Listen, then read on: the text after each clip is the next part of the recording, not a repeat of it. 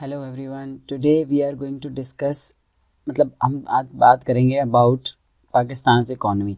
लेकिन हम आज बेसिकली बात ये करेंगे कि ओवरऑल जो डेवलपमेंटल पैराडॉक्स चल रहा है ना पाकिस्तान के अंदर आपको पता है जैसे कि बूम बस साइकिल ही चलता जा रहा है। कभी बूम जाता है, कभी हम प्रोग्रेस करते हैं और कभी वो बबल फट जाता है और उसके बाद इकोनॉमी हमारी रिसेशन में चली जाती है और इकोनॉमिक क्राइसिस आ जाता है। तो हम देखेंगे कि इसके एसेंशियल पिलर्स क्या हैं, हम किस तरीके से डेवलपमेंट कर सकते हैं। We need to bargain a developmental pact हमें करने की ज़रूरत है। ये पूरा जो आर्ग्यूमेंट है ना, ये पूरा बेसिकली एक रेसिपी दी है, ये मिफ्ता इस्माइल ने अपने आर्टिकल में बताया ये पूरी सारी सीन ना। तो इसको यहाँ पे मैंने हेडिंग्स बना के और उसको अलग अलग करके हम लिखे कि हम किस तरीके से ओवरकम कर सकते हैं पाकिस्तान के डेवलपमेंटल पैराडॉक्स को, कि भाई डेवलपमेंट भी की जाए और सस्टेनेबल डेवलपमेंट की जाए। असल यहाँ पे कहानी आ जाती है, वैसे तो हमें पता है सस्टेनेबल डेवलपमेंट करने की ज़रूरत है हमें। ठीक है, सस्टेनेबल डेवलपमेंट अब कैसे होगी, उसके क्या पिलर्स हैं, उसके लिए हमें एक पैक्ट करने की ज़रूरत है और कुछ हमारे एक पिलर्स हैं जिनके ऊपर हम काम करेंगे। 6 एसेंशियल पिलर्स हैं अकॉर्डिंग टू मुफ्ता इस्माइल, जो कि हम डिस्कस करेंगे। अच्छा, सबसे पहले यहाँ से मैंने जैसे बात शुरू की थी, only way to escape poverty trap is to come up with a new elite bargain that's used for growth and development. हमें ज़रूरत है कुछ ऐसा एक सॉल्यूशन लेके आएँ कि जिसकी वजह से अल्टीमेटली एलीट को कॉम्प्रोमाइज़ करना पड़े और फिर हमारा कंट्री जो ओवरऑल डेवलप कर सके और एक हम ग्रोथ के पाथ पे जा सकें। सबसे पहला जो पिलर मुफ्ता इस्माइल ने बताया वो ये है कि पॉपुलेशन कंट्रोल। मतलब we are an amount of, मतलब जो हमारी पॉपुलेशन है ना पाकिस्तान की, वो इट इज़ एक्सट्रीमली ह्यूज। ठीक है, और and the population growth rate is extremely high, जो कि हमारे पूरे रीजन में सबसे ज़्यादा है। जो कि आपका सेंसस 2017 के हिसाब से हमारी पॉपुलेशन 207.8 मिलियन पॉपुलेशन है। ठीक है, और 2.4% ग्रोथ रेट है हमारा, 2.4%। ठीक है, ये सबसे ज़्यादा है हमारे पूरे रीजन के अंदर। तो Pakistan is growing twice rate of India और बांग्लादेश से तो हम ट्वाइस रेट पे चल रहे हैं। और वैसे भी अब यहाँ पे हमने एक आर्गूमेंट दिया कि 1950 चार्ल्स टेबोट एक बंदे ने एक आइडिया ऑफ कॉम्पिटिशन। बेसिकली हमें यहाँ पे सिटीज़ और मतलब अर्बन सेंटर्स के अंदर एक कंपटीशन क्रिएट करने की ज़रूरत है, जिस वजह से उसने आइडिया दिया था वोटिंग विद देयर फीट, कि आप वहाँ पर रहें जहाँ पे डेवलपमेंट हो जाए, जहाँ पे सारी चीज़ें आपको फैसिलिटीज़ अवेलेबल हो, वरना वहाँ से माइग्रेट कर जाएं। अब ये आइडिया है बेसिकली कि कंपटीशन डेवलप होगा जिन रीजन्स के अंदर, उस रीजन्स में अगर कंपटीशन डेवलप होगा तो वो लोग काम करेंगे। ठीक है, तो हमें ज़रूरत है कि पॉपुलेशन को किस तरीके से डेवलपमेंट की तरफ लेके जाएं। पहले तो इसको कंट्रोल करें और इन्हें चाहिए कि कैसे स्टेट्स को मजबूर करें काम करने पे। अब यहाँ एक यूएस की भी एग्जांपल दी है कि यूएस की 50 स्टेट्स हैं बेसिकली, और सारी एक तरह की लेबॉरेटरीज ऑफ डेमोक्रेसी चल रही हैं।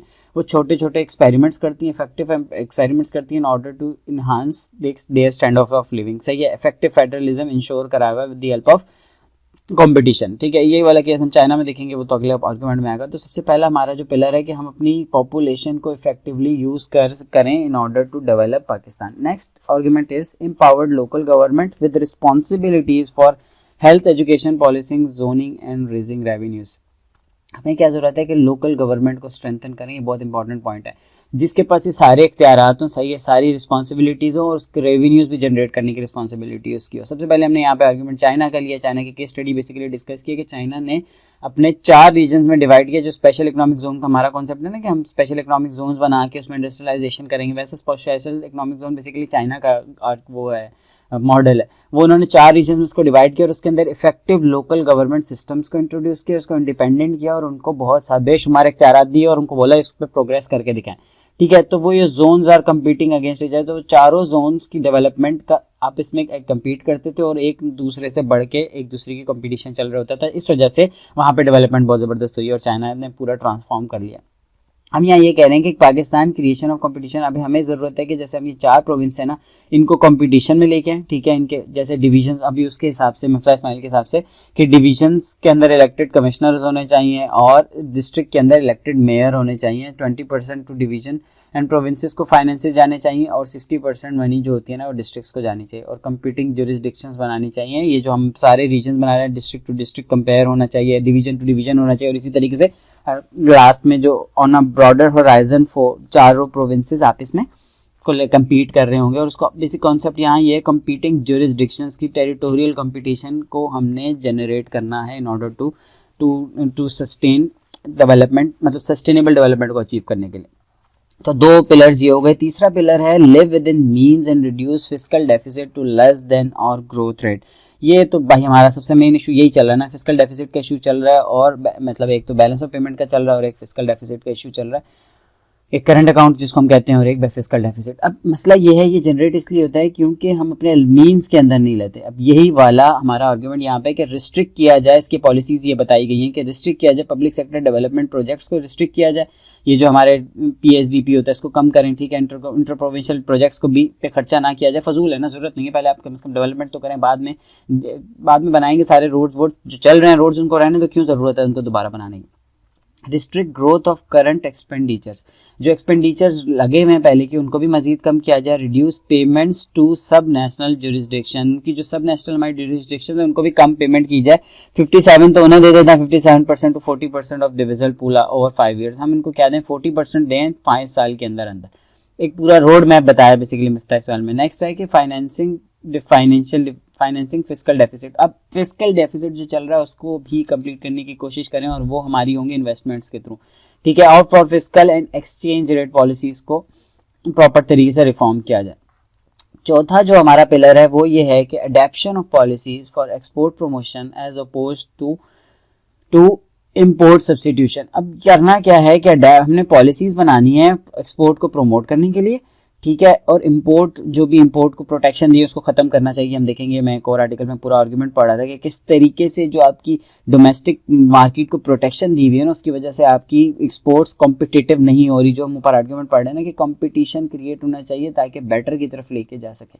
अच्छा, अब यहाँ पे हम ये देखते हैं कि करना क्या चाहिए, वो उसके हिसाब से 3 रीजन है लो एक्सपोर्ट्स की।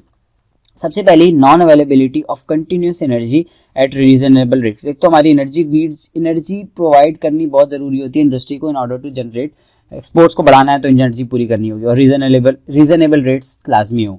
दूसरा आर्ग्यूमेंट यह है कि countries perception is not safe for foreign buyers. हमारा जो फॉरेन एक इमेज बना हुआ है ना वो भी अच्छा नहीं है, टेररिज्म एक्सट्रीमिज्म ये सारे इश्यूज चल रहे हैं।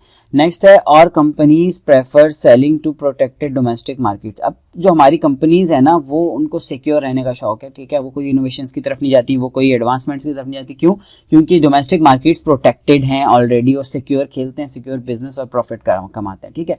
Impose additional tax on companies पे एडिशनल टैक्स लगाया जाए अगर इस डोमेस्टिक मार्केट वाले आर्गुमेंट को टैकल करना है। और next is reduce custom duties that protect domestic manufacturing. में बता रहा हूँ टैरिफ्स और ड्यूटीज इस तरह की लगी हुई हैं कि अल्टीमेटली उससे क्या होता है, डोमेस्टिक मैन्युफैक्चर को प्रोटेक्ट किया जाता है, लेकिन उसकी वजह से क्या होता है उल्टा हमारी जो इन्फ्लेशन है उसकी वजह से बढ़ रही है, क्योंकि वो जो रॉ मटेरियल आता है वो भी एक्सपेंसिव हो जाता है, उस पर ड्यूटीज लगने की वजह से फिर वो जब जनरेट होता है जो फाइनल हमारी जो बनती है जो भी एक्सपोर्ट्स बनती हैं वो एक्सपेंसिव एक्सपोर्ट्स होती हैं, ठीक है। पांचवा आर्ग्यूमेंट ये है कि improving agriculture productivity and yields. जो हमारी एग्रीकल्चर प्रोडक्टिविटी को इन्हांस किया जाए वो कैसे करें। अब यहाँ पे गिरू सम स्टैटिस्टिक्स तो वैसे भी हमें पता है फूड्स के हवाले से कि हम स्टिल एग्रीगेरियन कंट्री होने के दावे करते हैं और हमारी 35 से 40% लेबर इसके अंदर है according to economic survey of Pakistan. और जीडीपी हमारी सिर्फ 19% कंट्रीब्यूट होती है एग्रीकल्चर से जीडीपी, ठीक है, लेकिन फिर भी हम 8.38 बिलियन तक की फूड इंपोर्ट्स करते हैं, $8 बिलियन की हम एक्सपोर्ट्स करते हैं जिसके अंदर वीट, कॉटन, एडिबल ऑयल,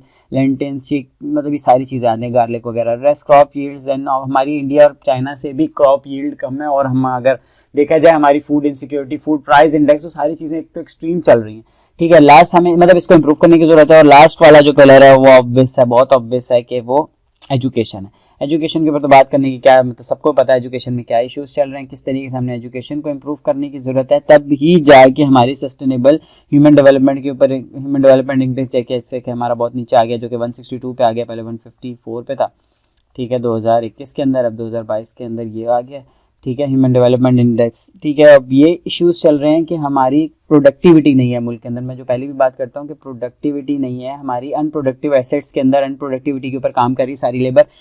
अब एग्रीकल्चर की भी प्रोडक्टिविटी ज़्यादा नहीं है, देख रहे हैं आप, लेबर इतनी ज़्यादा और जीडीपी कम है। इसी तरीके से आपकी रियल एस्टेट सेक्टर के अंदर इतना ज़्यादा लेबर फोर्स भी चल रही है, पैसा, इन्वेस्टमेंट, सारी चीज़ें चल रही है, लेकिन उसका आउटकम नहीं है। इट मीन्स कि these are the unproductive sources of income या अनप्रोडक्टिव एसेट्स या अनप्रोडक्टिव आपकी सोर्स होती हैं रेवेन्यू जनरेशन की। तो हमें ज़रूरत है कि हम इफेक्टिव अपनी प्रोडक्टिव प्रोडक्टिव लेबर को ऐसी जगह पे लेके जाएं जहाँ पे हमारा आउटकम ज़्यादा आए, ठीक है। तो these are all the pillars according to Miftah Ismail, जो कि हमें अपने डेवलपमेंटल पैराडॉक्स को ओवरकम करने के लिए इंप्लीमेंट करने की ज़रूरत है पाकिस्तान के अंदर।